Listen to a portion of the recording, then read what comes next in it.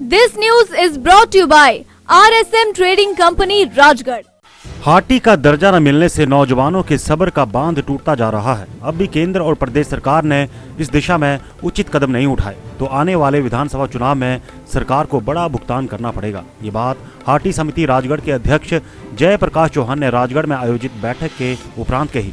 जयप्रकाश चौहान ने कहा कि हाटी का मुद्दा 1995 से भाजपा के घोषणा पत्र में रहा है और वर्तमान में केंद्र के साथ साथ प्रदेश में भी भाजपा सरकार है।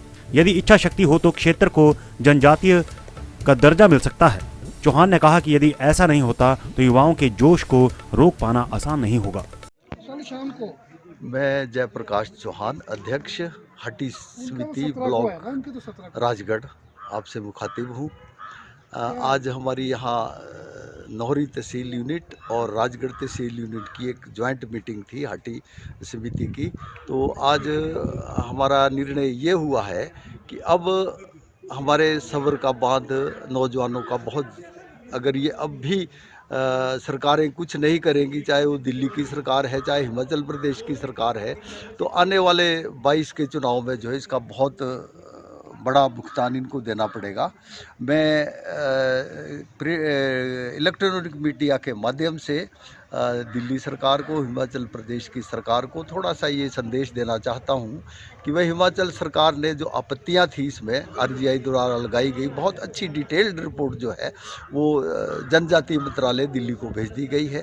और मेरा आग्रह सुरेश कश्यप जी जो हमारे सांसद भी हैं और हिमाचल प्रदेश के भाजपा के अध्यक्ष भी हैं, उनसे आग्रह ये रहेगा कि अब जल्दी से जल्दी जनजातीय मंत्रालय से इस पत्र को आगे जो भी इसकी प्रक्रिया हो, चाहे वो RGI के पास जाना हो चाहे गृह मंत्रालय में जाना हो, जल्दी से जल्दी इसके बारे में निर्णय लें और इसको हमारी फाइल को किसी अंजाम तक पहुंचाएं ताकि वो कैबिनेट तक पहुंच जाए।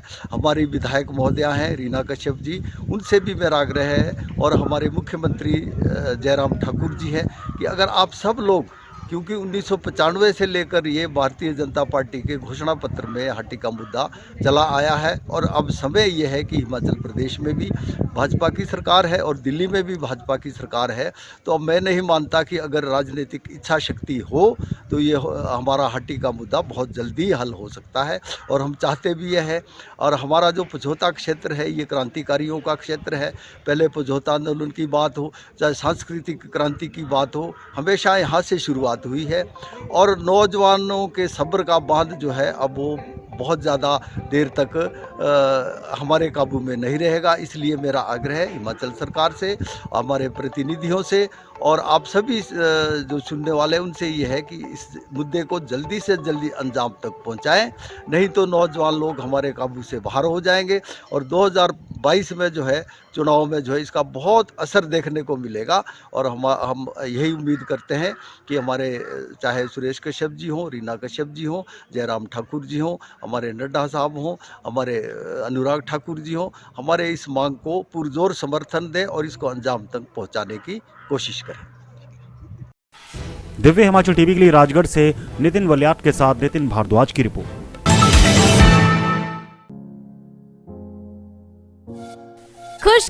खुशखबरी, राजगढ़ में खुला सोमानी टाइल्स व बाथवेयर का शोरूम।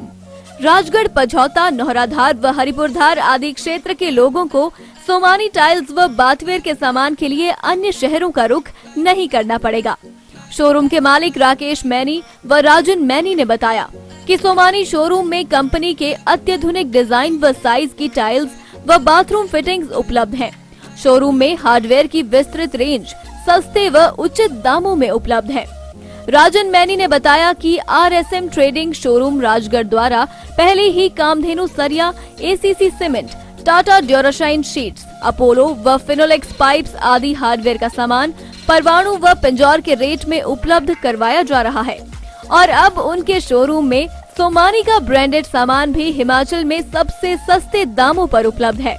राजन मैनी बताते हैं कि वो कई दशकों से ग्राहकों को बेहतरीन व गुणवत्तापूर्ण सेवाएं दे रहे हैं, जिसकी बदौलत RSM ट्रेडिंग कंपनी लोगों की पहली पसंद है।